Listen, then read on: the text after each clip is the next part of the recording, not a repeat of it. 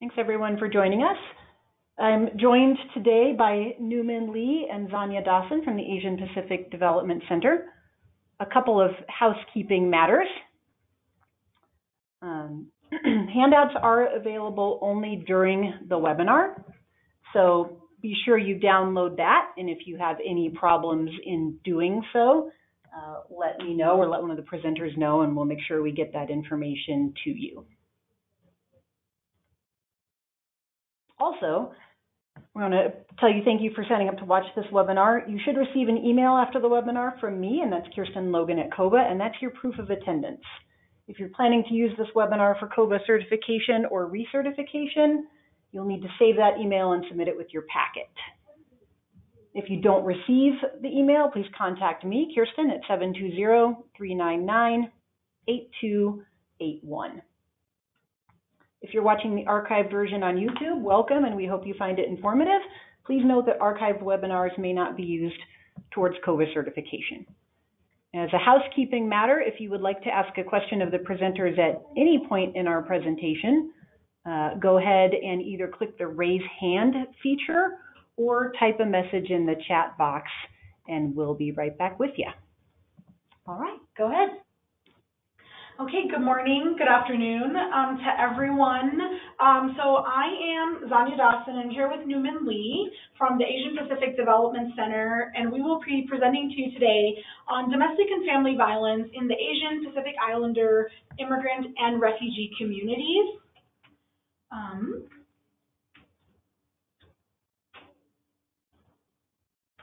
So that's us on the screen. So I'm Sonia, I'm the one talking. I am our Victim Advocate Coordinator at APDC. So a lot of my job is doing these kind of presentations to law enforcement, other systems-based advocates, and of course other community-based advocates as well. Hi, this is Newman Lee, and I am the Director for the Victim Assistance Department at the Asian Pacific Development Center. You hear us refer ourselves to APDC just because it'll be much shorter than saying Asian Pacific Development Center.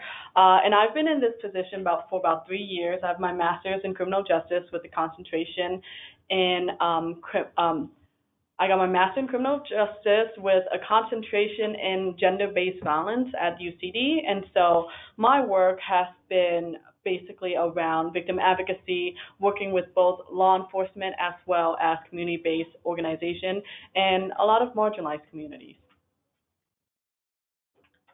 So just very quickly, for those of you who may not be familiar with APDC, we provide a slew of services. Victim assistance is one of our 7 departments.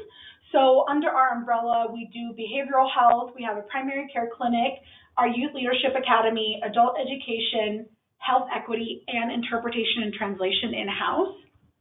And the purpose of this integrated system of care that APDC is modeled on is essentially to break down the barriers that a lot of our communities may be experiencing when trying to access services.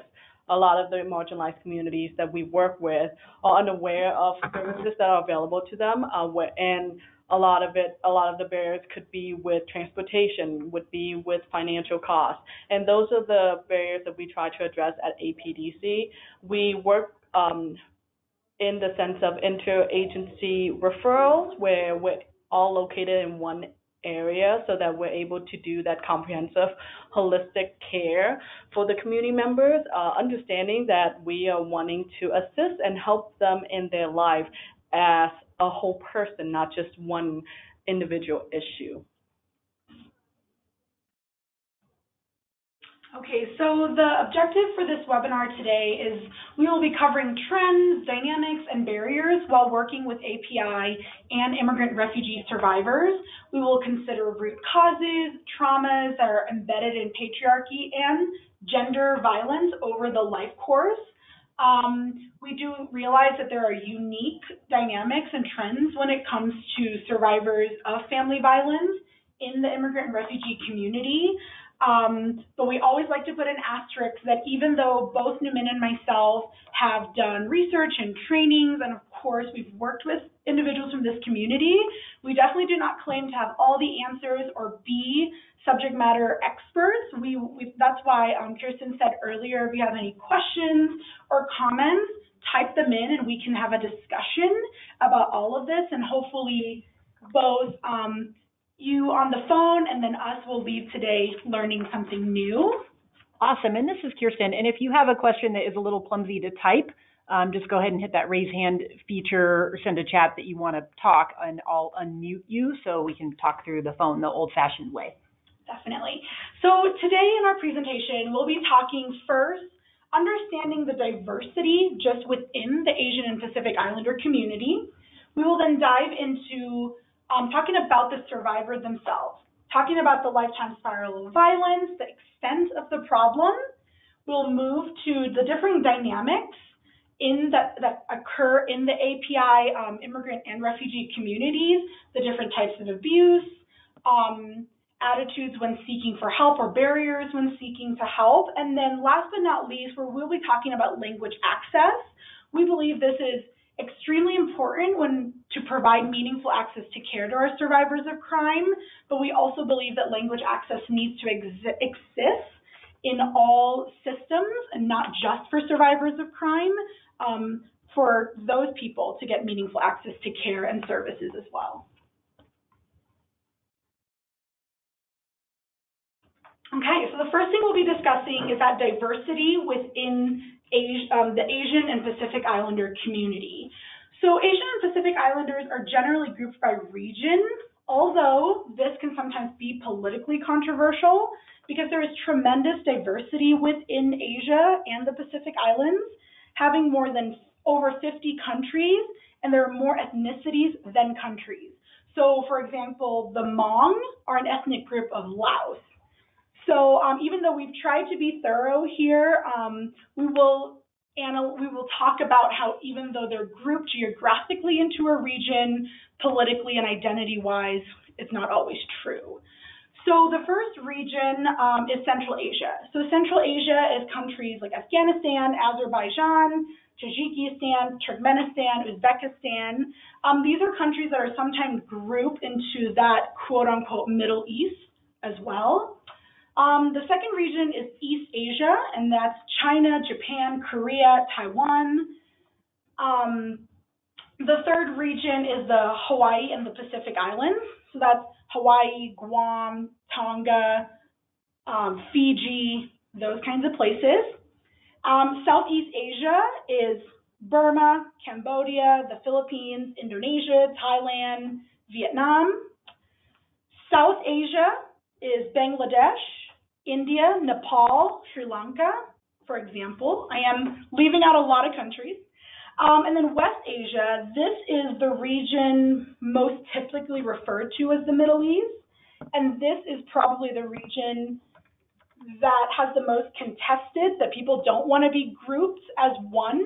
But these refer to countries like Bahrain, Iran, Iraq, Jordan, Saudi Arabia, the United Arab Emirates, Yemen, and Turkey, even though Turkey does straddle both Europe and Asia.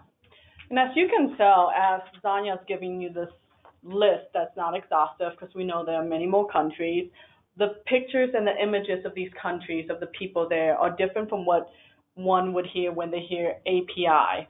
So that's something that as audience or as, service provider, we should check ourselves to realize when you hear Asian Pacific Islander, what image comes to mind, and to kind of put that aside, because whoever is coming to the door may not fit that image that you have in your head. And each of these regions have their own narrative, has their own war and history that has created this. And of course, the main thing we always try to talk about is allow our client and our community member to identify themselves, because we know that people coming from Burma may be speaking a different language than what we would think would be Burmese. And we can dive into that a little bit later on. Yeah, so Namin brought up a great point, is when we're talking about identities, right? So individuals may be from the same part of the world, same country, but there are other identities that they carry as well, not just their country of origin. So we know that identities overlap and they occur simultaneously, and power does not rest on one identity or another. And identities are also defined in many different ways. So the first part of identity is someone's ethnicity, right? Whether they're single ethnicity, multi-ethnicity, and that's not to be confused with race either. So race, a lot of times it's someone's physical feature would be their race, versus identity is a little bit more rooted in history, experiences, parts of the world, and not just grouped into what race they may belong in. The second identity that we'll be talking about is demographic and identity markers. This is sexual orientation, age, disability, religion, marital status. It's all the things we try to get from clients to make sure we meet our grants limitations. And then our third one is geographical location. So this can be as simple as rural versus urban or suburban. Do they live on a military base? Do they live in more high opportunity areas or low opportunity areas? But in the work that we do always talk about too is, have they recently immigrated to the United States? Because the current laws or norms that exist right now in my country of origin, which is Thailand, is very different than when I left Thailand 10 years ago. So understanding that a person experiencing domestic violence who is Thai living in the United States is very different than a person experiencing domestic violence who is Thai living in Thailand. So that's kind of what we're talking about there when it comes to geographic location. The next identity is social location and history. So that's level of education, their class position, their immigration or refugee status, their employment status. The next one is political history. Newman, drove into this a little bit. So that can be shaped by colonialism, imperialism, segregation, socialism. So all the isms can really shape someone's identity. And one of the things Newman and I talk about all the time is, I'm from Thailand, a country that has never been colonized. And in that part of the world, that's a little bit rare. So the Thai people's relationship with the Western world or the white man is very, very different than somebody who's from Vietnam, and Newman can speak to that a little bit. Yeah, for me, who was born in Vietnam, and I grew up with parents who are very traditional Vietnamese, who was in the Vietnam War and was there all the way up until the Vietnam War ended. When we encounter what I was taught growing up was the fact that if you were on the side of the Western ideology, you were with the enemy. Because in Vietnam, especially now that it's a communist country, it is seen as the enemy, the people who tried to colonize Vietnam. Of course, it's a different narrative for my father, who fought with the American troops, but living under a communist society, that's not a belief that you can really verbalize on in public. And so that essentially political oppression was created in how my family raised me to see the Western world, seeing the Western world as somewhere we want to go for more opportunities, but to be mindful that you can't be assimilating to them because they're still not who we are and they don't know who we are, so we can't trust them. So there's that side. So it's really, growing up was really complicated, I'll just say that. But I understood, as I grew older, kind of where my history fell and where my parents and their narrative are, and how that has shaped my views of being part of the American society as I first came to the U.S. as a refugee. Yeah, and of course, all the identities are really important to recognize when we're working with individuals just from diverse backgrounds and identities that are different than us. Of course, you're not going to know right off the top of your head maybe the history of Thailand or the history of Iraq, but but understanding that maybe even the way the clients are looking at us, if we're of a different race or of a race that may have trauma associated, so just being aware of those things. So the last thing is practices, and this is like food, music, holidays, styles of dress, celebration. So we always like to look at identities, especially when working with immigrant and refugee communities, as an iceberg. So practices is what we see. That's at 10% on top. We can hear what language somebody is speaking, hear their music, maybe the type of perfume they're using and the style of dress. However, you get to that political history, you're getting to that, where did they grow up, maybe even what religion they are, because that can't always be seen on the tip of the iceberg. So we always try to be really, really aware of those identities. And with the work we do, we always say, know better, do better. So of course, when you meet with somebody, you're not going to know all of this stuff. But getting to know them and, of course, reading body language and things like that can be extremely helpful.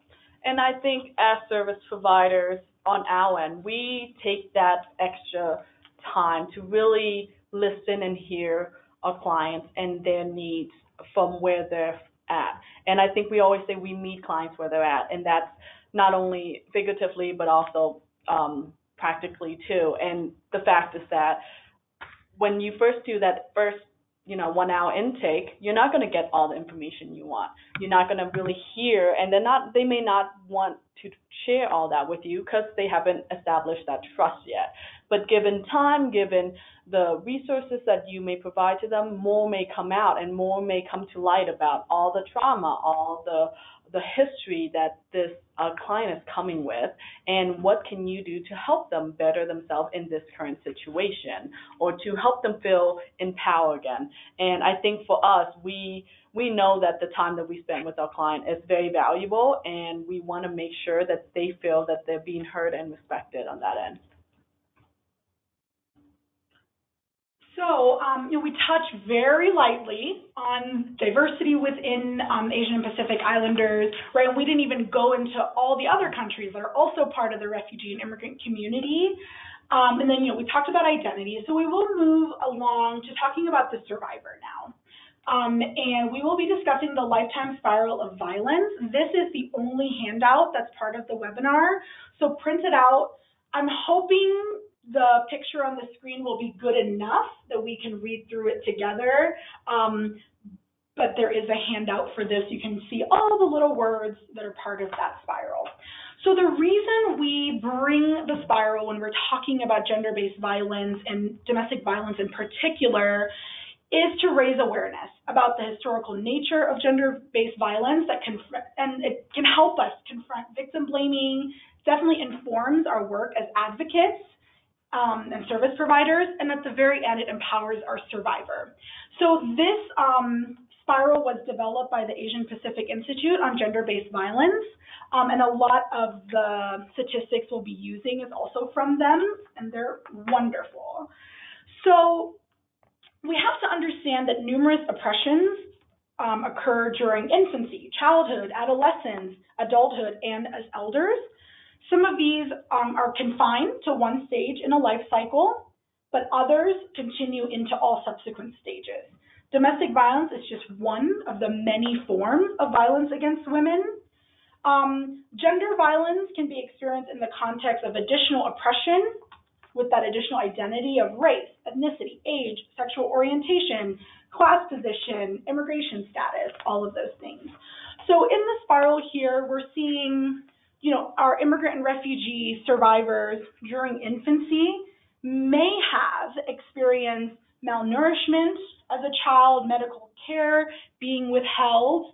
As a child, they may have experienced molestation, virgin cleansing. As a teenager, they may start to experience some dating violence, and maybe growing up in a culture that there's no education around sex or sexual health.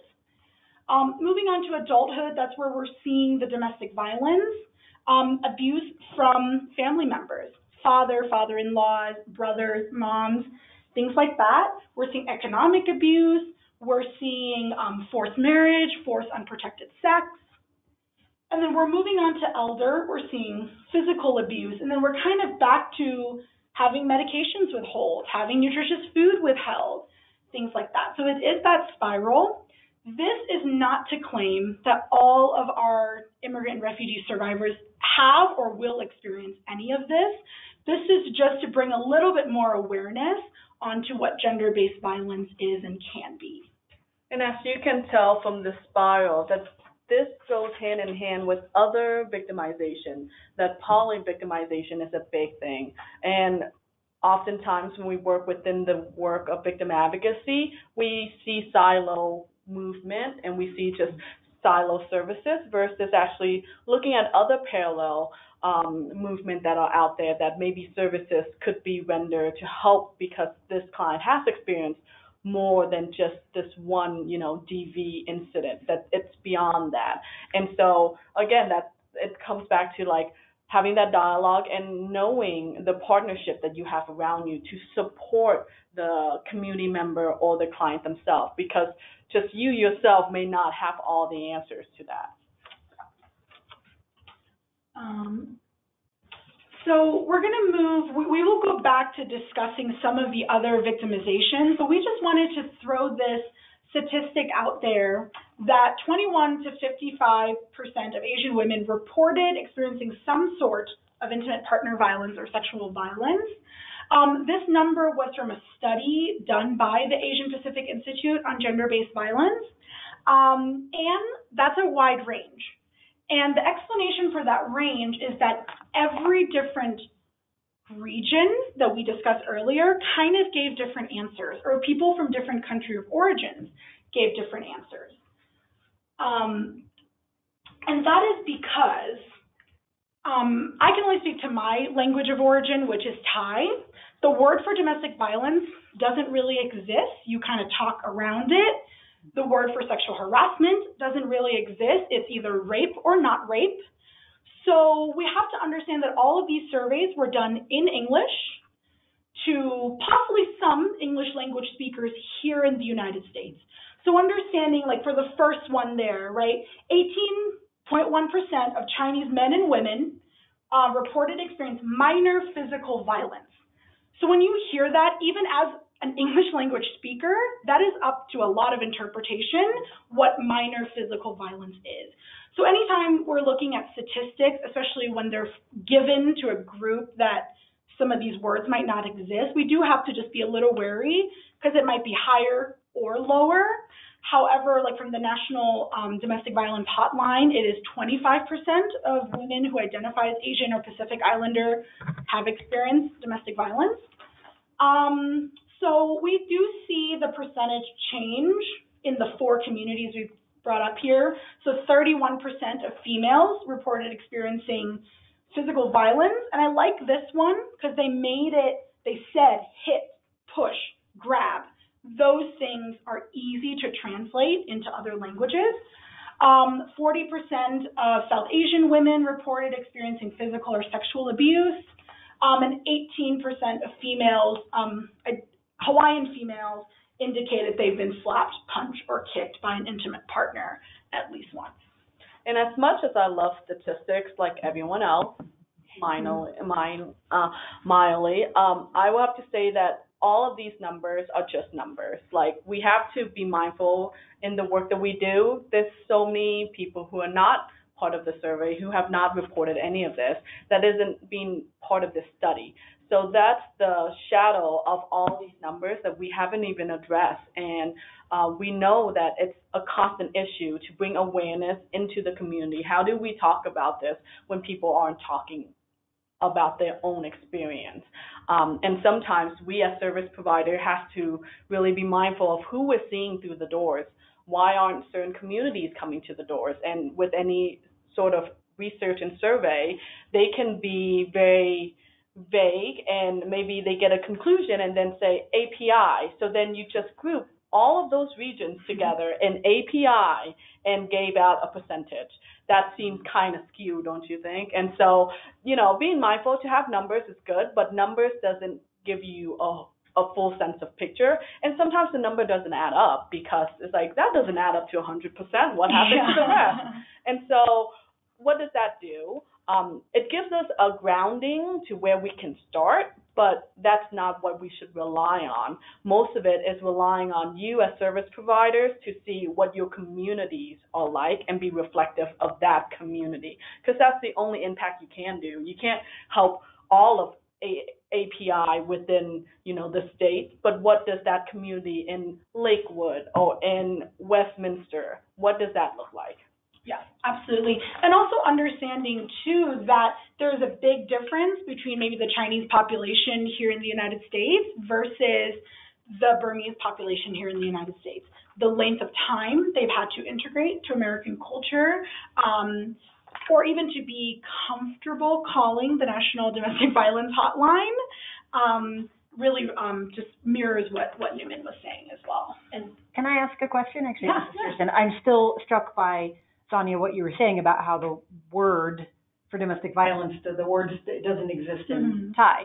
So, of course, that has huge implications for trial testimony, right? And other systems-based involvement that might lead up to that. Do you have any tips for law enforcement or DAs around that kind of thing? Yeah, absolutely. I'm nodding my head. I realize it's a webinar. No one can see me nodding.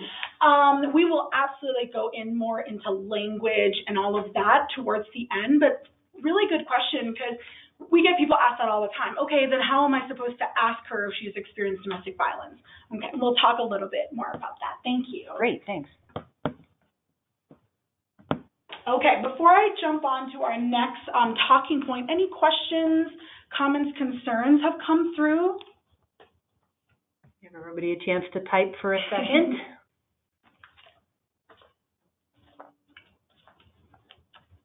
Not seeing any at the moment. Okay, no worries. We will leave room for questions at the very end, so no pressure.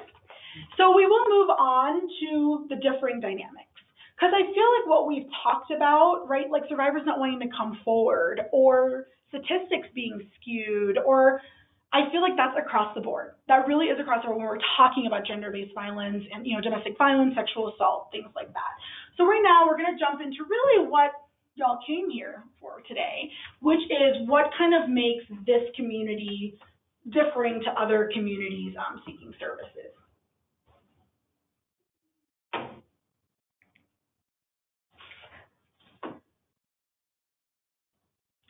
Okay, so differing dynamics. Domestic violence in Asian communities have some different patterns and dynamics of abuse.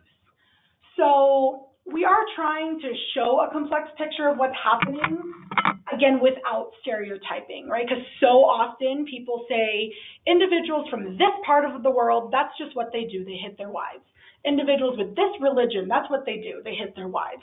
Well, we are trying to be really aware of that, because stereotypes can be really, really dangerous, especially when providing services. But that's not to say that we all don't come to the table with our own biases, but just being aware of those when working with somebody that's different than us. So the first thing, I feel like physical abuse is domestic violence 101, right? That has been an accepted form of domestic, accepted as in, we see images of the black guy in black and white, right? So we know domestic violence is physical abuse. However, we do see the differing dynamic in AAPI communities when it comes to multiple batterers. So multiple abusers in the same home. So maybe the husband is abusing, but then we're also seeing mother-in-law. We're also seeing brother or brother-in-law causing abuse to the individual as well. I actually had a client referred to me as clear as day domestic violence. Her husband's hitting her. Right. I do an intake with her, and she keeps telling me, no, my husband doesn't. All he does is work all the time. He's not even home. And I'm going, and I have to kind of check myself, because I'm going, okay, you're making excuses for your husband. I had to really check myself, because then she started sharing with me that, no, my mother-in-law is the one who's physically abusing me. My brother-in-law is the one who's sexually exploiting me. And very quickly, I was like, okay, I really have to rethink and learn more about the differing dynamics when working in a different community. And I myself identify as an Asian immigrant woman, and I'd never heard of that before until I met with this client and, of course, did more research and trainings.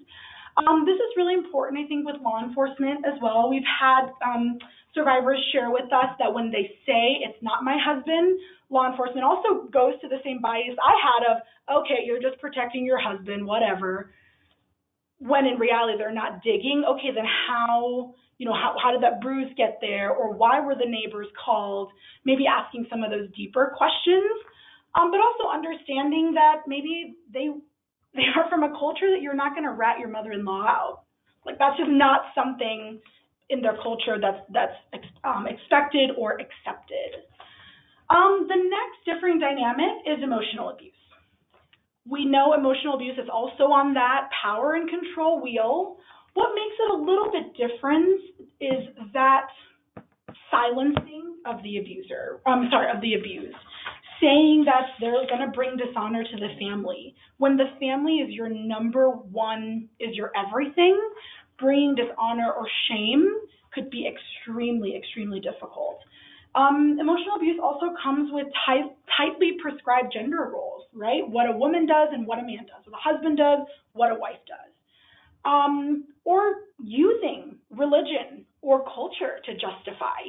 So the woman sometimes, and I dislike using the word, but she feels crazy because she's like, wait a second, this is how I grew up. This is what happens to my friends, but why doesn't it feel right? So emotionally abusing her that way.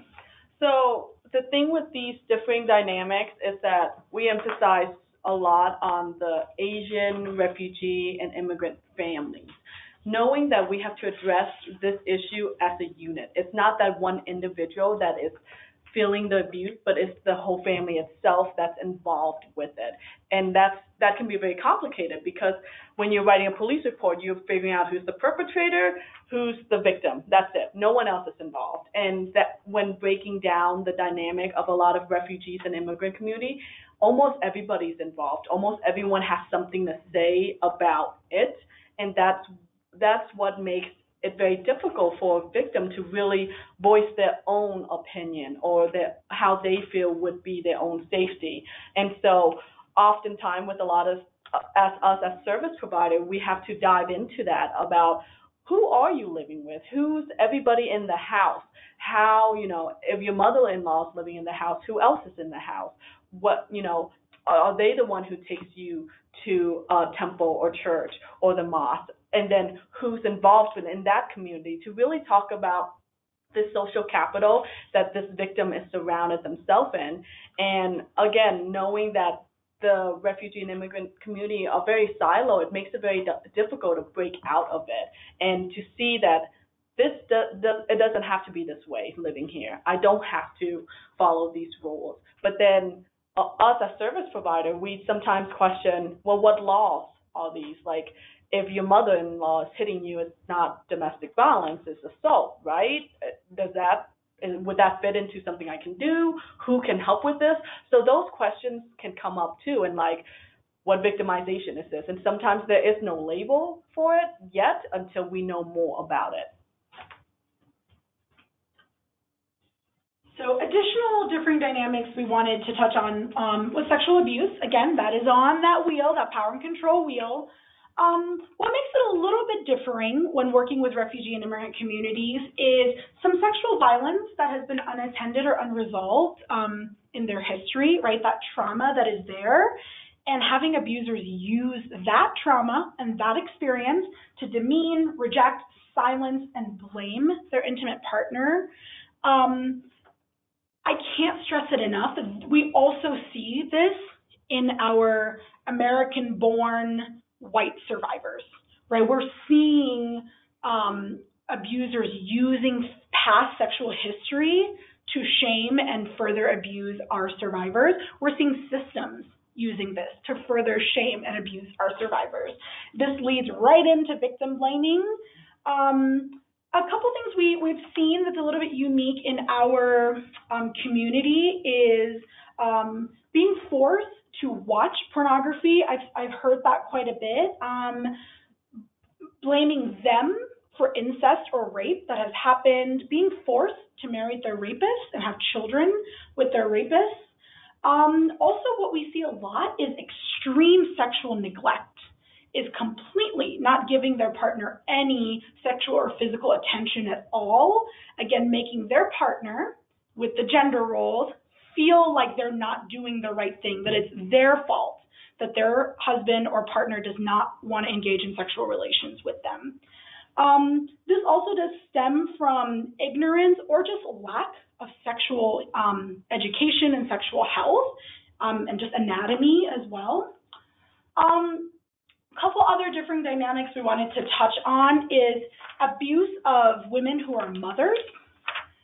Of course, women who are mothers can experience abuse in all the other ways we've talked about. What we've seen in immigrant and refugee communities is sex-selected abortion, so getting rid of the fetus if it's a female, or having multiple abortions until they get a male. False reports or accusations, so the mother loses custody. I think we see this across the board. And then, of course, using culture and cultural norms to separate the mother, making her feel like she's the bad mother. And then there are certain cultural beliefs that children belong to their father. So that goes into a little bit of that differing dynamic that we can see. Same-sex or same-gender abuse. We see a lot of this in communities that different sexual identities is not accepted or seen as taboo.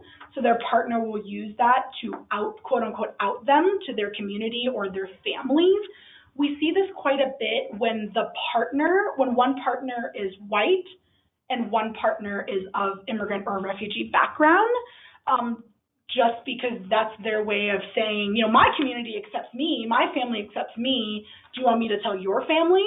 Or, your family back home, or the temple you go to, that you're gay, or any of those things.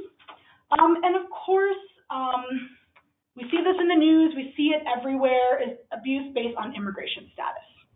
Okay, so this is making false claims to ICE to get them deported. Most common one we see is not proceeding with green card applications, is saying, I got you, and then never actually ever starting that application process at all. That's mostly more common than when one partner is a U.S. citizen and the other is not. Threats of deportation, withholding their passports and important documents. So these are things that we see our survivors go through, but I've actually had survivors who are American citizens, who came here as an immigrant, got their green card, did the citizenship test, have been citizens, and their partners will still use immigration to scare them or abuse them. And that, again, goes back to that system abuse, right? Some of the current rhetoric that's out there, it's hard to ignore.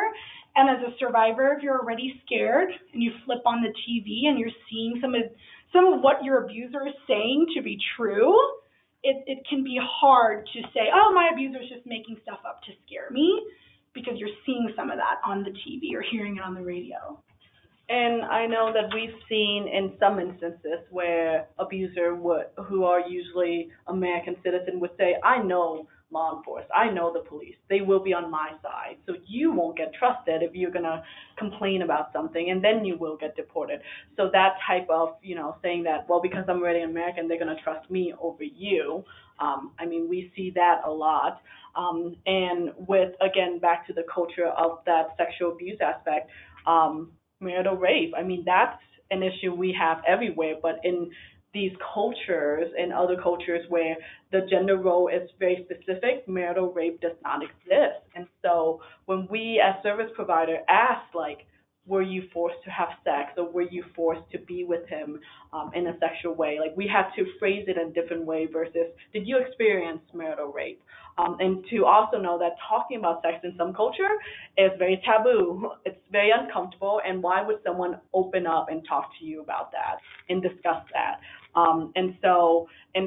And I know depending on grants and depending on getting more information on what services you can provide, you do want to dive in, but those are very uncomfortable topics that a lot of the community members that we've spoken with are very, not used to speaking about, or even think that it's an issue. And that's the other thing, a lot of these stuff that Sonia's bringing up, a lot of our members may be experiencing it, but they don't see it as a problem. They don't see it as an issue or as something to be reported or something to get service or help for. And I think part of that is because services like ours do not exist in other culture. Victim advocacy, victim services doesn't exist in Vietnam, where I'm from. And so having someone come and ask for help when they don't even know, why am I here to get help again? Yes, he, may minorly hit me now and then when he's drunk or upset, but that's not a problem. He was just drunk. So a lot of that reasoning behind wanting to seek help is an issue. And the other thing is within the community that we work with, we see a lot of people, a lot of our members not wanting to bother other people with their problems.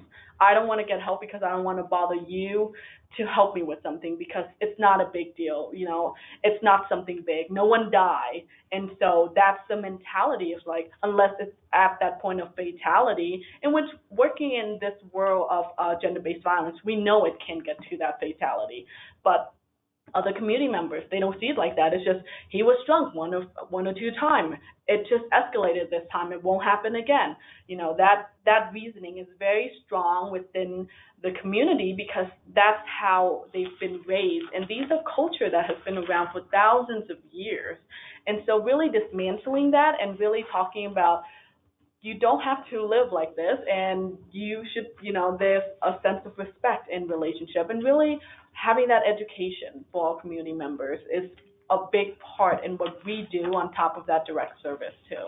Yep, absolutely. So just kind of a funny thing, because Newman brought up that other cultures and countries don't know this work. When I tell my family back home what I do, I just say I work for a charity because nonprofit doesn't make any sense because they're like, why is the government giving you money to do anything? Like we don't take government money, right? We're like, that can't be trusted. So I just say I work for a charity and do nice things for people, and my mom seems kind of proud. She wishes I was a lawyer, but. So just what Newman was saying about sometimes our culture gives permission for gender-based violence, and then which makes our survivors give permission for gender-based violence. One of the first things we hear, so these are things we hear as excuses, quote-unquote excuses or explanations for domestic violence. That like this is just what a man does, like a man hits his woman, a man puts us in our place, things like that. So we say patriarchy gives permission for violence against women. Cultural explanations defend the culture of patriarchy and violence. Although patriarchy is, quote unquote, mostly about oppressing women, it is also about controlling men. So I'm sure everyone has heard of the saying rule of thumb. So the way that started was that it gave a man legal permission to batter his wife, but by stipulating that wife beaters could only use a stick no larger than their thumb. This served as a way of controlling the extent of men's violence. So male violence was legitimized, yet controlled by a patriarchal structure. It is a system of maintaining class, gender privilege, and the status quo of power. And that is one of the most common things we hear from our culture, right? I think we hear that word patriarchy used a lot in the United States, but that is a very, very real thing that exists in almost all cultures that we work in, right? And that maybe can come of the history of colonialism. I don't know. That's just my guess, but we see that. So with patriarchy, again, that verbiage, we have to keep in mind that that is a verbiage that we have given in the Western academic scheme of things. Patriarchy and how we see it in our own culture and how I explain it in Vietnamese is honestly gender role of what is expected, you as a woman and you as a man, and that's it. And so and I know that there are trends happening with Me Too and people are bringing to light about domestic violence, but it's still something that has not been incorporated into laws. Maybe society now is saying, okay, maybe you shouldn't do that with your girlfriend or your wife, but there's no law to really support it of like, if you do that, this will happen to you. And that's where the society shaped with the culture is should be influenced the law. But again, it depends on where you're coming from. My country, Vietnam, is a communist state. So there's different rhetoric behind it, and there's different ways of, what is most important at that point in time. And so being mindful of the people that you serve, the community members that you serve, that these laws do not exist in their culture. Therefore, why would it be a crime in general that they are, experiencing, that they are a victim of anything in that sort of way? Yeah. The second one we hear as a common excuse for domestic violence or seeking help is stress. We're super, super stressed. We just moved from a whole new country. We don't speak English. We can't find a job. I get it. My husband is super, super stressed. So we all need to debunk the stress theory of violence that men who batter women because they having or have had a hard time. We know statistically that men who don't abuse their partners also experience stress. They also experience patriarchy and racism and oppression and all those other things that may cause stress. We know that women also experience patriarchy and oppression and gender roles and all of those things, yet we see percentage-wise that men more often abuse their partners than women do. So stress or being drunk is not an explanation for violence. And oftentimes, for me, I hear the stress leads to the drinking, or that, they're stressed, so they're drinking, and so it ended him to maybe shoving me against the wall. So there's always some sort of linkage to it, but when you say stress, that it's not, then drinking isn't the problem, that it's the stress that's the problem. It's kind of deflecting what the real issue is there, and again, it comes back to really talking with our community members on diving into what is the family dynamic, what is the current situation and the current status of, you guys in a relationship, what kind of marriage was it? Because stress can also be linked to, I didn't really want to marry you anyways, but now we're in this marriage, so this is what's happening. And then there's that mentality too. So it can be a variety of things, but the stress seems natural to be the reasoning versus addressing any other problems out there. Yeah, absolutely. The next term is the cultural freeze. The cultural freeze term actually came from the Asian Pacific Institute on Gender-Based Violence and a big training I did with them. They found that cultural freeze is one of the most common excuses and reasoning too behind gender-based violence. So when individuals move to the U.S., it is really, really difficult to do that trip. I did it at 14 years old, and it's really, really difficult. So I understand the stress and all of that comes with it. The cultural freeze, however, is when they get to the U.S., their home country culture freezes in time. That's the culture now, okay? It's claimed that people in my culture behave this way. They believe women should be treated this way, men should be treated this way, children should be treated this way, so that's how I'm going to do it. So we actually, I do a lot of research on how Me Too has gone to Thailand and what does domestic violence look like in Thailand, and it has gone light years ahead of when I used to live there 13 years ago. I thought it was still like, oh, nobody talked about sex. Oh, nobody talked about my boss grabbed my butt. And they do. They really do talk about it, and they take it super seriously. So I am in that cultural freeze of, no, we come from a country, and we just don't talk about that, and that's just what we do. And that is what we hear a lot from our survivors who have immigrated or forced immigration, like being a refugee to the United States, that this is all I know, and it's also a way to maintain their culture. They're so afraid of losing because they have to integrate so much to American society, or having children who are now, quote unquote, too Americanized. They have to try to keep that culture somehow, and unfortunately, culture of gender-based violence is there, and it does exist. And I think for me, I've experienced that cultural freeze just because my family, my siblings as well as my parents are so much older than me, so they do hold that traditional mentality, and that was what was taught or ingrained in me growing up. And with the whole media, and we know that globalization is happening, we know that social media is a big thing everywhere.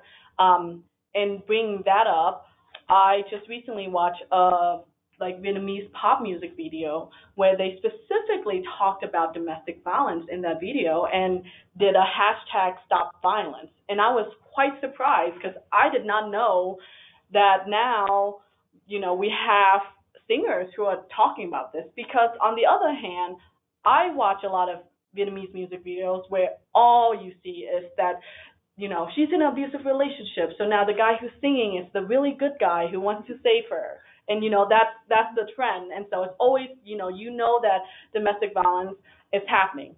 But then what? You have to wait for someone to save you. That was kind of the rhetoric until this most recent video that was released about a month ago. They addressed how domestic violence can lead to death, because the actress ended up killing herself because she just didn't want to live in that situation anymore. And then he killed himself as whatever. But there was that side, and I was very surprised that they're doing this publicly for everyone, which shows that there's movement, which shows that people are seeing this as an issue. But then I come back to asking, where are the laws to support that? What are they doing to support survivors in that sense? But that's a whole different soapbox. Okay. So we saw some excuses that the culture, the system, our survivors kind of make to excuse gender-based violence and domestic violence. But we do know it's coming from somewhere. Sometimes it's not about an excuse. Sometimes it's about the barrier to seeking services and seeking help. So this statistic that's up on the screen right now is from the National Domestic Violence Hotline, and these were answered by their callers who identified themselves as Asian in 2012. So obviously some things have changed, but looking at that right now, it's almost spot on.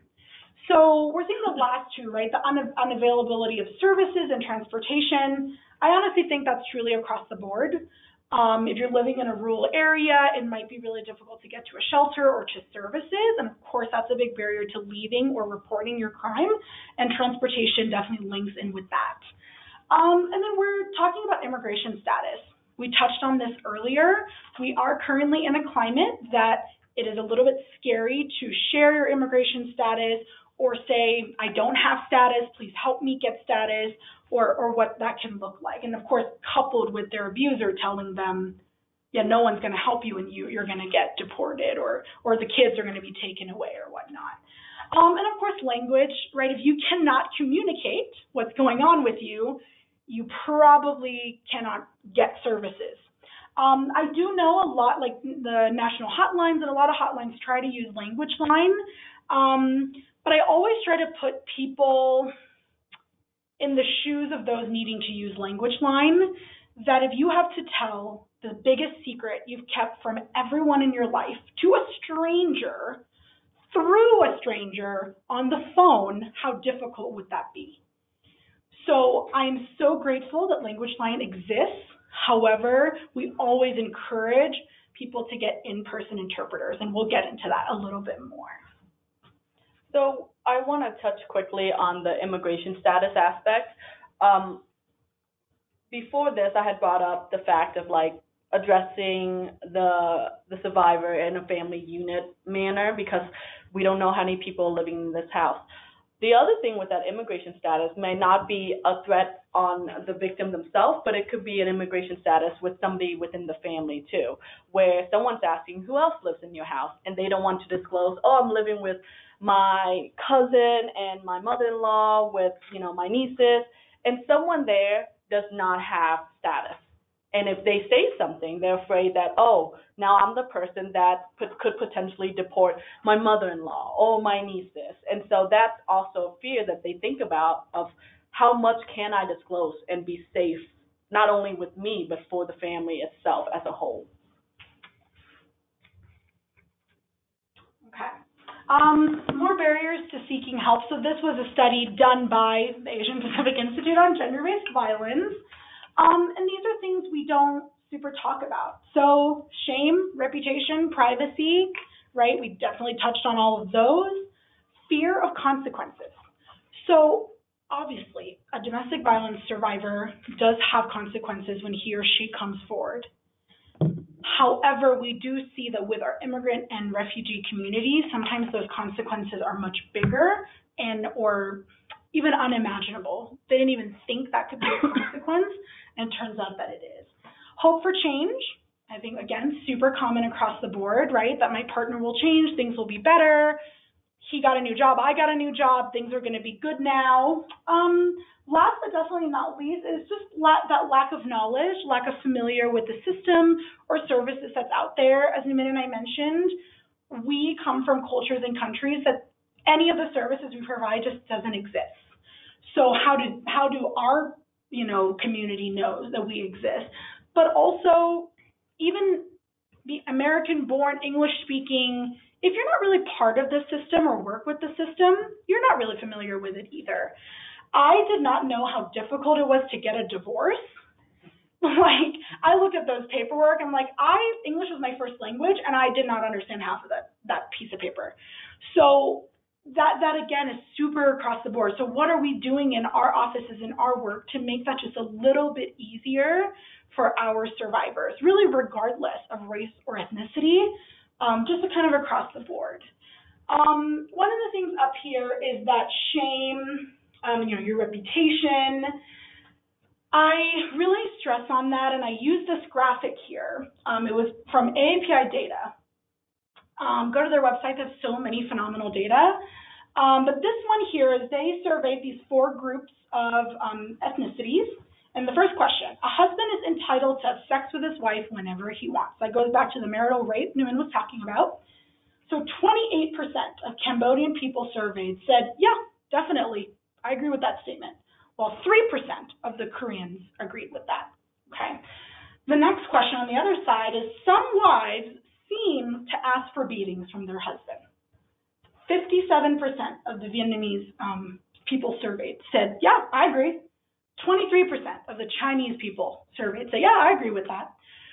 So imagine if you are Vietnamese and your husband is Vietnamese and your community is Vietnamese, you go to a Vietnamese temple, you work at a Vietnamese restaurant, and you know that 57% of the people in your circle will say, yeah, you seem to ask for beatings from him.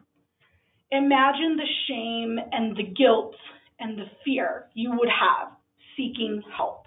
And this data was definitely not meant to call out anyone. These were just the 4 that they picked. However, if you go to their website, they survey so many different ethnicities and cultures, and so this was just the one I picked. But we really want to share that with people of how scary that must be to know that 50% of your support system just believes that what's happening to you is completely normal, and you're making it up or making a bigger deal than it is.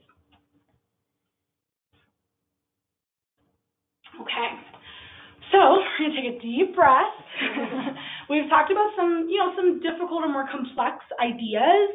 I can't stress it enough that Numin and I both do not claim to have all the answers or know everything, so we'd love some comments, questions, feedback, anything at all, or if anyone wants to teach us anything or to learn a little bit more about a specific topic, let us know. We can either have another webinar, if we have time today, we can dive into it as well. I think the main thing we always strive for is really the ongoing research and outreach, and as well as dialogue that we have with communities and community members, as well as service providers, because a lot of API Institute, they are in California. What we're talking about, we are aware of the community mostly in the Denver metro area, but we can only imagine what it's like in the rural area. We know there are refugees and immigrant and API communities in the rural area, but how do we get to them and really hear their voice in respect to this issue? And so we're mindful of that too, and we do a lot of mobile advocacy, as well as go to trainings and go outside of the Denver metro area to do outreach efforts and whatnot. But again, the community itself is also siloed because of that fear that, what if I don't speak English well enough? I don't know anybody. I'm more comfortable with someone who speaks my language, who looks like me, and, I rely on them. And a lot of it ties back to the power control dynamic. It happens everywhere, and it happens with people who first came to the U.S. versus someone who's been at the U.S. longer. So power control dynamic occurs with a lot of communities in different areas, that it doesn't have to be interpersonal relationship, and we're mindful of that aspect too. We are mindful of their organizations that, say they work for the community, specifically, an ethnic community, but is not actually helping the community, instead of utilizing their position and being a organization, quote unquote, and taking money so that you can, apply for something, taking money so that you can get interpretation, translation. And what we do at our organization is, again, we know those are stuff that our community members can't get access to, and so we are very mindful of making sure our grants can cover for that, to really reflect the needs of who we serve. And so we want that ongoing dialogue, and it's going to change. Stats are going to change, people coming into the doors are going to change, and we have to keep up to that. And it's up to us to really be mindful that what we have today and presenting today is not going to be the same a year from now, 2 years from now, because if it is, we're not doing the right job. Definitely. Which, really leads us to that language access piece. Newman mentioned, getting the right funding, and just if we are not communicating the needs of our survivors or our victims, we can't really help solve any of what's going on. So language access is really, really important to myself, Newman, and of course our whole agency.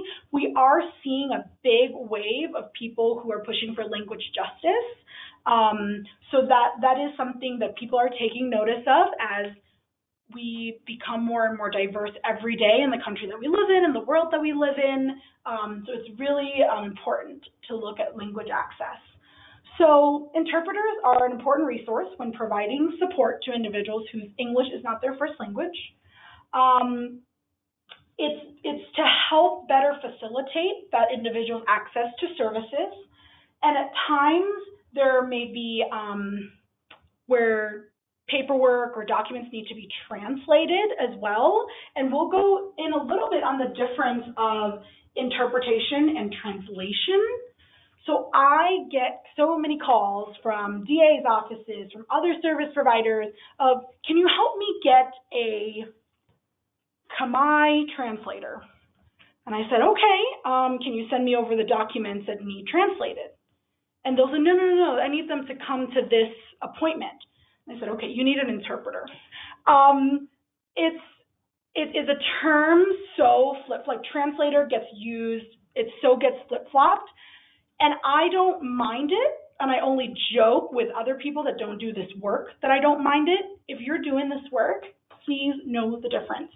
Because if you request a translator on the day of a really important trial, you're going to be sorely mistaken about who shows up. So, and to be fair, before I started doing work with APDC, I also used the word translator, so it is nothing to be ashamed of, but again, know better, do better. So translation refers to written materials. You send the translator stuff, they send it back in the other language. That's how translation works. Interpretation is the oral, is speaking. Us at APDC, we use what's called consecutive interpretation, and that's I speak, I usually do 1 or 2 sentences. The interpreter says the exact thing I just said with the same tone, the same words to the survivor in their language of origin, and then we just kind of go back and forth like that. Courts, usually court systems, use simultaneous interpretation, which you've seen, like the UN does that. All courts will do that for the most part, and then that's usually, so if you've seen like a court show that has interpretation, that's what you'll see. I find simultaneous interpretation really dangerous, and I think it's also why the world is in disarray, because the UN uses simultaneous interpretation. So the reason that is so Newman has a great story that I will tell for her. So Newman speaks Vietnamese. She has a Vietnamese client, and they're going to court for a trial. The survivor is on the stand as a witness, and they are using simultaneous interpretation. The DA goes, when did you pull the plug on this relationship? Okay. Simultaneously, the interpreter goes, when did you pull that plug out of the socket in the wall? And nobody is getting the correct answer here. So So that's why simultaneous can be a little bit dangerous, because you're not getting the full picture. I also try really, really hard to never use slang or idioms, because interpreter's job is to say exactly what you're saying. So the DA should not have said pull the plug, because that doesn't mean anything in any other language other than English. So really being aware that even when you're doing consecutive interpretation, because if the interpreter is any good, they're going to say exactly what you told them to say, because they cannot give their own, no pun intended, interpretation of the word. So again, just when dealing with interpreters, to try to use up some of those things, being aware that, again, words like domestic violence might not translate, so maybe saying it in a little bit of a different way, because if not, you're leaving it up to the interpreter to say what domestic violence is. Also, I always tell people to really use care. That's the next one. But definitely use care when getting interpreters, and we'll get into that a little bit. People will always say, Sonia, when do I need to get an interpreter? We seem to talk just fine. If your client requests one, you need to get one. Period, end of story. If anyone on this call today gets 1 penny of federal dollars, you have to get an interpreter. Okay, that's the law. If you have any doubt that you're miscommunicating, this is really hard. People will say, my clients want to speak to me in English. I don't want to be the person that says, I can't understand you, right? And that's really hard. What I usually say is, we're going to be discussing some really complex things like the legal system and a police report. I would feel a little bit more comfortable. We had an interpreter here. We don't have to use them the whole time, but if there's a word that you or me may not understand, maybe the interpreter can help us communicate that more thoroughly. But it is a really difficult conversation to have, because you never want to tell your clients you have a thick accent, or I'm having a really tough time understanding what you're trying to tell me. And that goes to the 2 other bullets too, right? If you think it'll be better for the process, or if you feel like there's a problem in being understood, both by you and your survivor. I think for us, when we talk about utilizing interpreter, and we always want an in-person interpreter, because with an in-person interpreter, you can see the body language, you can see reaction, versus over the phone interpretation, which is really helpful, but it gets really awkward of like, when should I talk? Did they finish talking? Are they still thinking? Should I give it more time? So there's that aspect of it. But when you're in person, everyone's there at the table, you can see, oh, my client's thinking, so it's okay to give it a little quiet time. And that's the thing with interpretation too. You have to be very patient. Interpretation, having an interpreter in an intake that would usually take an hour can now take an hour and a half to 2 hours.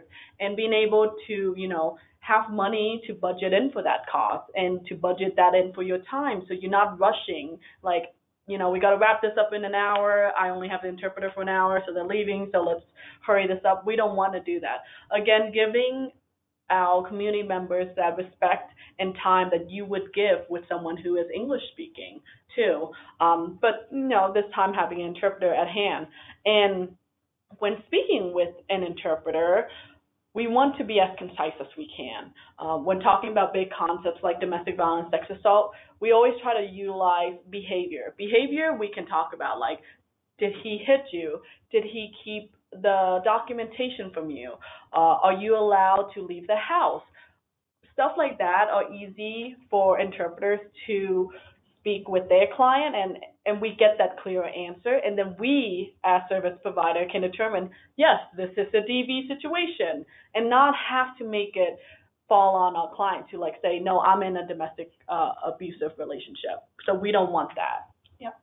And that goes to using care when obtaining an interpreter, right? So when possible, obtain an interpreter that specializes in victim services. This is really difficult, because there are interpreters that are specialized in medical, in legal, but maybe not victim services. It's a new field. It is a new field. It's a totally new field. I'm working on training current certified interpreters a little bit more about victimization. The reason for that is I actually heard a story one time that because it was a Japanese client with a Japanese interpreter and an English-speaking advocate. And she was trying to ask her about the sexual assault that had happened to her. And the interpreter, coming from a culture that you don't really talk about sex or sexual assault, so the advocate asked, the survivor said, "My husband tries to have sex with me every night and I don't want to." Okay, clear as day. The interpreter says she doesn't want to have sex with her husband all the time. So if you are in law enforcement, if you are a lawyer, you are like, oh my gosh, those are two very different meanings. As an advocate, you get a little bit more time to be like, tell me a little bit more about maybe why you don't want to have sex with your husband, things like that. But if you're writing a police report, if you, again, are a lawyer or a DA, that can be detrimental to the case and in getting the survivor the justice or the services that they're looking for. Sometimes I will, if I know it's a more high profile, we're talking about some really things that I know can be taboo, I will talk to the interpreter before, just say these are the terms that I'll be using. I can give you a minute to think how you're going to say that, but I need you to say it exactly how I'm going to say it, and that is okay. What we try to do at APDC is check with the client the gender that they prefer, because sometimes if you're talking about things as a woman and an advocate being a woman, you might not want a male in the room. Checking their name. I always share the interpreter's name with my client. Some languages of lesser diffusion, like Thai, like Khmer, Rohingya, you're going to get people from the same community. So being really aware of that, right? Like languages of larger diffusion, like Mandarin or Spanish, you're kind of in the clear, but I still will share the name. Because I had a client show up, it was one of my first ever intakes at APDC. The client showed up and the interpreter was her husband's best friend. We did not move along with that intake. However, that best friend knew that she was there, maybe not sure for what. And of course, interpreters do fall under confidentiality, but for our survivor, that trust is lost immediately, right? So being really aware of that. Can I ask a question on that or scenario on that? I'm thinking back to a scenario when I worked as a DA advocate and we had a trial. And yeah, it was a community that is small enough in the metro area that there was actually only one court-certified interpreter in the entire state who spoke that language. And of course, the courts needed to provide the interpreter for the trial testimony, but we also needed one to come in for trial prep and ask questions outside the courtroom and so forth. So if you are in that kind of a situation, I believe the courts ended up flying in someone from California so that the person in Colorado was available. But if you're in that kind of situation where the choice is use someone unknown on the phone or use someone who's well known to the victim in the community, which would you go with? In my answer, because everything we do is client driven, I would share with the client maybe the situation. Okay. If I share the name and they say this is my husband's best friend, then I'll say no problem at all. Would you like me to get somebody on the phone that we know is not involved in your community? I could even get their name ahead of time, sharing that with them. This is going to contradict my last bullet point of not using friends and family, but I've had clients before say, no, I don't want an official interpreter. My friend is the only person I trust to interpret for me. Okay. So I see that more often with languages of lesser diffusion because they are so fearful that they will find an interpreter. So there is no super right answer for that. I think we're just letting our survivors drive how they want to move forward. So with that scenario also too, is that you said you specifically wanted someone, the interpreter to come in for just a DA meeting, right? To kind of talk about the case and whatnot. Is that correct? Right, and to be available to answer any questions for the victim while they were waiting to go on the stand. Okay. So 2 meetings, trial prep and then the day of trial as well. So I know obviously the day of trial, you need someone who is actually court certified because it's, all documented and recorded. Now, if you're having meetings, it's up to you as the DA or the victim advocate to see if they are either qualified or certified interpreters out there, because there's court certified, which is very much up there, simultaneous, and the court has said, yes, this person is good for court. But there are situations where it gets complicated, where maybe there's actually someone who's qualified enough to interpret, or someone who is certified in that language, but may not be court certified. So that's the other side of it too. Now that's better than using someone who is like, my 18-year-old niece can interpret for me, but you knowing that, okay, this person is certified in this language, maybe that can be easier in the sense of having that, one-on-one meeting, just so that you can have that dialogue, not looking into the court side. But there are different layers of fluency that a person or a language can fall under, and it just depends on where you want and how high level you want it to be. Yeah, which goes into that last bullet point. I've had clients who said, I will only let my friend interpret. I'm usually okay when it's just with me, but once we start adding in lawyers and other advocates and whatnot, we do try to get a certified interpreter. So your friend can be in the room with you if that makes you feel more comfortable. And we say that because we definitely don't want, we hear a lot of times where law enforcement goes into a home and the 10-year-old child ends up interpreting. Like that comes with a whole slew of other traumas and whatnot. So that is definitely really frowned upon. But being bilingual does not mean you can be an interpreter. Like we cannot say that enough. When I first started at APDC, I was like, I'm bilingual. I am fluent in both languages. I've been speaking both languages since the day I was born, but I didn't know how to say deposition in Thai. I did not even know how to say judge in Thai. So again, that is that bilingual versus interpreter. If you are bilingual, I would say go get trained to be an interpreter. They make good money, so really go for it. Especially if you speak a language of lesser diffusion, any like native language or anything, go for it because the court needs you. But try your best to not use a friend or a family member. So we're kind of wrapping up. We have about 10 more minutes. We're going to leave some room for questions, comments, concerns, anything at all.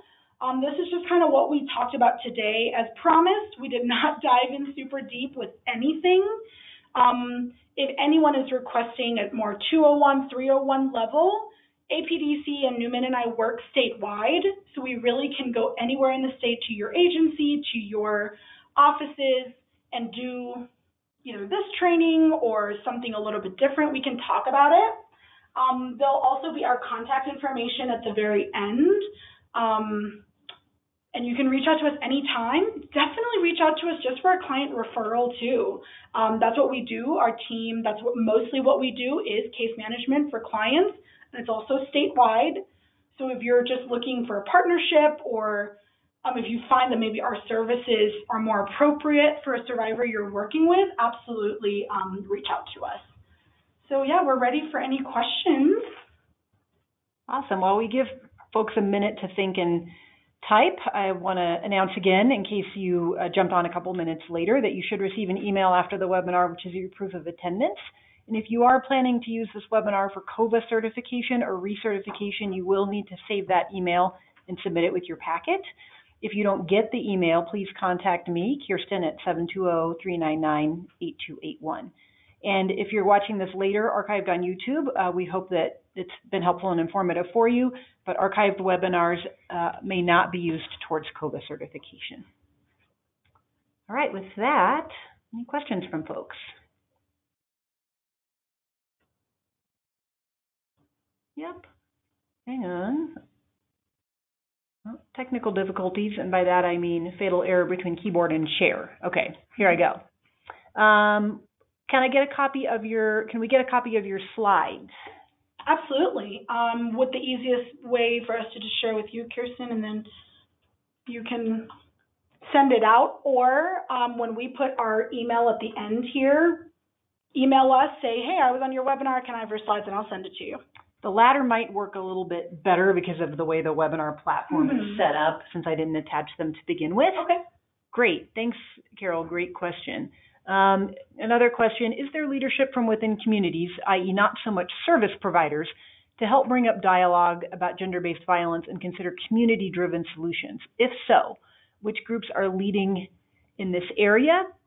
If not, is this the kind of work APCD is considering leading, or is that pretty inconsistent with what you think might work? Yeah, so kind of the two-prong answer. There's really no group right now in the state of Colorado really leading that discussion. California, New York, Florida, places that have higher API and immigrant refugee communities definitely do. APDC, absolutely, we have navigators. So navigators go out into the community and share services that we provide. They are trusted by the community to have some of these tougher conversations. However, it is our victim assistance department. It's going in, talking about healthy relationships, doing like skill building classes, right? They're not going straight in and being like, let's talk about gender-based violence, but really, let's talk about life in America. Let's talk about what a healthy relationship looks like and starting the conversation that way.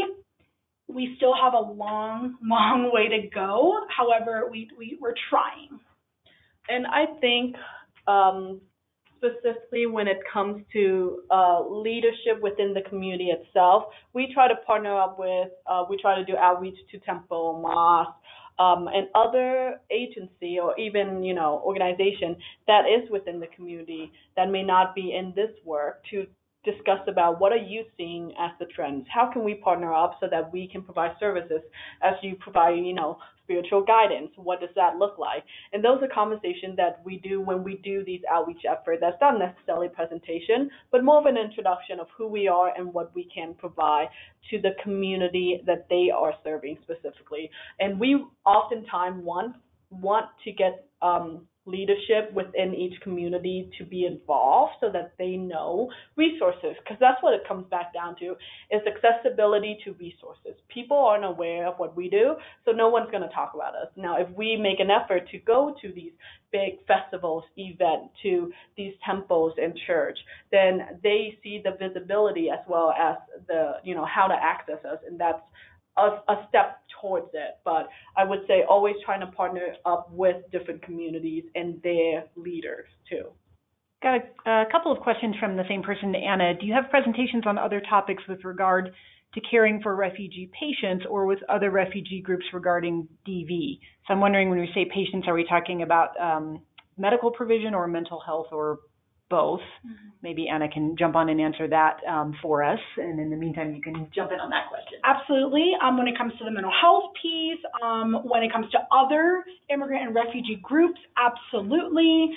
And not just DV either. So APDC, our Victim Assistance Department, actually serves all victims of crime. So, we've done in the past actually going into the communities and talking about identity theft, because we're seeing that immigrant communities are being targeted for identity theft. So absolutely, Anna, if you'd like to email us and to just ask us a little bit more about what we can do, and Community Health Center. Yeah, and we can always partner too on developing something. We're super open with that. We're doing just like a Refugee 101 here coming up. So we're definitely open to doing a lot of things. Awesome. Yeah, and Anna had responded, both medical and mental health working at Community Health Center. Yeah, get in touch directly. And then, Anna, if you weren't on last month's webinar, you can go on COVA's YouTube channel, and that was kind of an asylum seeker 101 webinar, so put on by IRC, and that might provide some info or resources for you as well. Question, what is the best way to refer clients to APDC? Yeah, super good question. I'm Sonia, so I'm the Victim Advocate Coordinator. Email or call me directly. That's going to be the best way. We usually say we'll get a hold of clients within 72 hours. Does not mean we'll get an intake going or anything, but at least let them know, hey, we got your info. Let's set something up. Awesome. Great. Any other questions?